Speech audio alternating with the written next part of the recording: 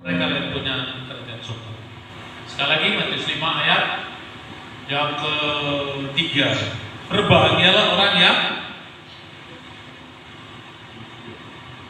saudara sudah dapat? Berbahagialah orang yang miskin di hadapan Allah,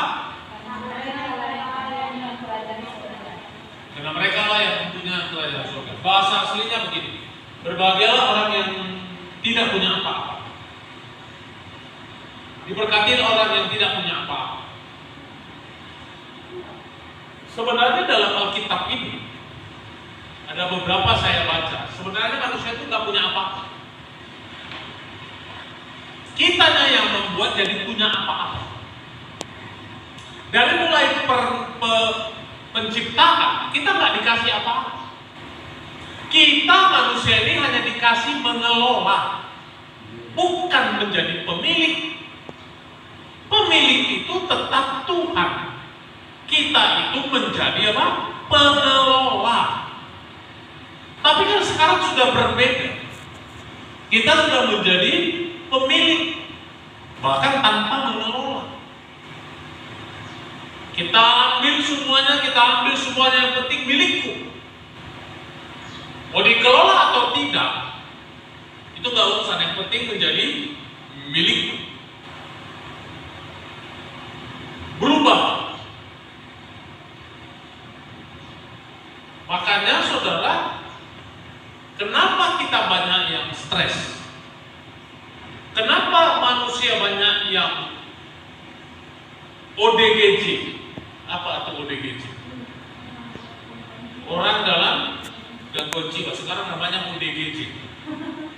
Dulu orang gila, sekarang orang dalam gangguan jiwa. Kenapa banyak orang dalam gangguan jiwa? Karena ingin memiliki.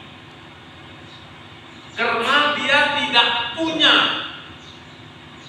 Padahal Tuhan bilang kau nggak perlu punya. Karena apa saudara sekali lagi? Karena kita ingin punya. Kalau tidak punya, seolah kurang dalam hidup. Kalau kita tidak memiliki, maka kita bukan orang yang berhasil. Jadi saudara, kita ini dunia menuntut supaya kita punya. Nah, yang lebih parahnya lagi, saya mau kasih tahu ini zaman akhir zaman. Saya bukan berarti tidak mengatakan bahwa kapan Tuhan datang, tapi menurut saya nggak sampai 15 tahun, 10 tahun ini pasti Tuhan boleh datang. Karena melihat keadaan. Nah, saya mau kasih tahu sama saudara, dengarkan dan ingat khotbah saya ini. Kemungkinan besar sampai nanti 2030 kita tidak punya apa-apa lagi. Sampai 2030. Dengan cara bagaimana kita tidak punya apa-apa lagi?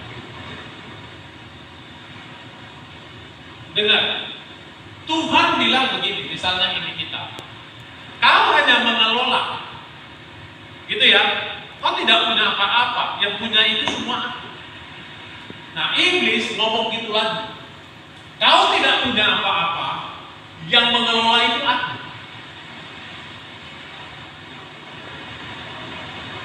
Yang mengelola itu siapa?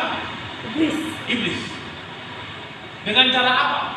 Kita nanti bicara Tuhan ke kita dulu. Ini bicara iblis ke kita dulu. 2030. Semua saya melihat berita, semua akan didigitalisasi. Dibuat itu digital. Hah? Ya, AI atau HP.